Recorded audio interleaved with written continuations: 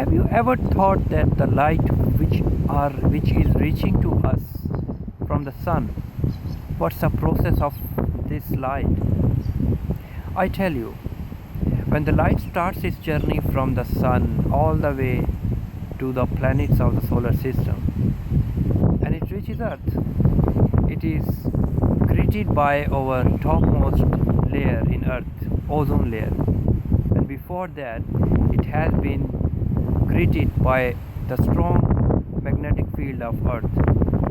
Lots of hazardous particles from the sun are reflected back by the magnetic field of the Earth.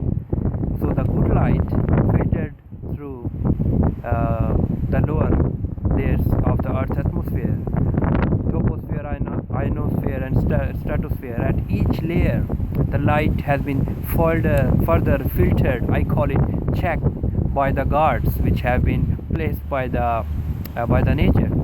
And by the time it reaches us, if by the time it is reaching me at this very moment, it's all nice light which I need, which is healthy, which is full of good energy. But what about the light which reaches on other planets which do not have the magnetic field like Earth, which do not have the strong atmosphere layer, such as Mars? Well, if I would be sitting at Mars right now in my spacesuit, I would be roasted, because there are lots of unwanted light which comes directly from the sun without any filtration mechanism. And not to forget to mention the specific heat capacity of Mars. The light which is being absorbed, at the same time it's being released, increasing the temperature further. In Earth we have been blessed by water. So my point is, these are all the materials which save us on Earth. And who built these materials for us, like carbon, aluminum, titanium, hydrogen? They have been with us by the time of the Big Bang. This is the next chapter of Neil deGrasse Tyson's book, chapter 7. Cosmos on the Table. This is my favorite chapter because it has mentioned in this chapter, the writer successfully mentioned the beauties of three fundamental elements which have been formed at the time of Big Bang, and furthermore the other elements. He explains that hydrogen, lithium and helium, they are the three fundamental elements which have been formed at the time of Big Bang. And if we see hydrogen, 90% of cosmos are full of hydrogen. It has one proton inside its nucleus. And it's amazing that hydrogen is a fundamental element in water, which is crucial for our life. Helium, amazing. We use helium to change our voice. Sometimes the kids use it to play. Amazing element which is inert gas, and it's full of cosmos.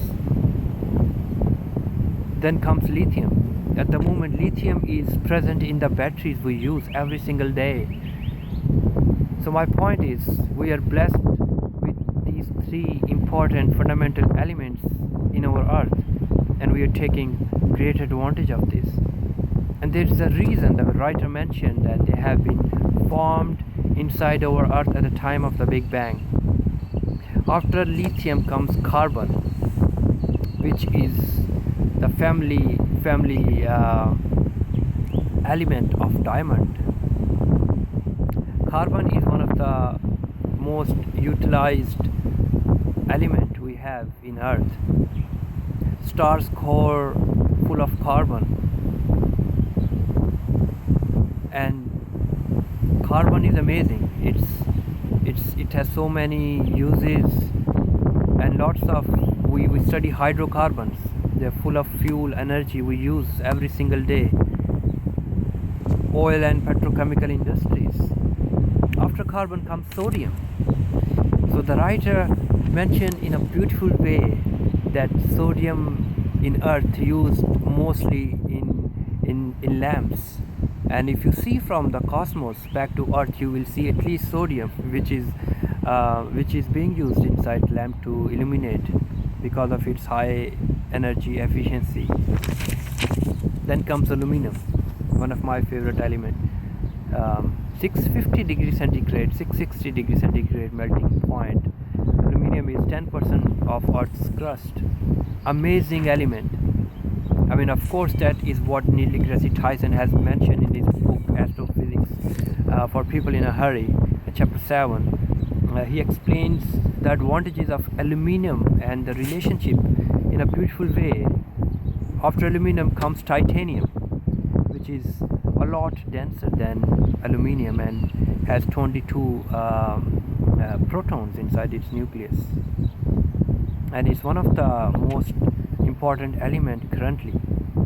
Then comes iron, and the beauty of iron is, he mentioned that the stars, it's the quantity of iron is a big indicator of the age of the star, because iron is an energy absorber and stars is an energy creator. So if stars start building iron, it means it's going to die. Iron has 26 protons in its nucleus, and it's one of the oldest material element we know in human history. So after iron, he mentioned a beautiful element, technetium, which is a radioactive element, and has a Greek name which means artificial. And one of the fascinating thing Neil deGrasse Tyson mentioned in this chapter that about technetium, that it is built up in red stars. But the important point to wonder is that red stars total life is a lot less than the half-life of technetium. The half-life of technetium is 2 million years, while red stars life is less than 2 million years. It means that lots of technetium on red stars means it's not being built there, and it's also one of the point of interest for lots of astrophysicists. Then comes osmium, platinum, iridium. Platinum is heavier element. They all belongs to the heavier element history and heavy element community. Coming to platinum, Neil deGrasse Tyson mentioned in a funny way that in 1952, when hydrogen bomb, they were doing experiment in America, they found a new element and they named it as Einsteinium, in an honor to give for Albert Einstein. And Neil deGrasse Tyson said that if he had the chance, he would have named it Armageddon because of its destructive power, and that was plutonium.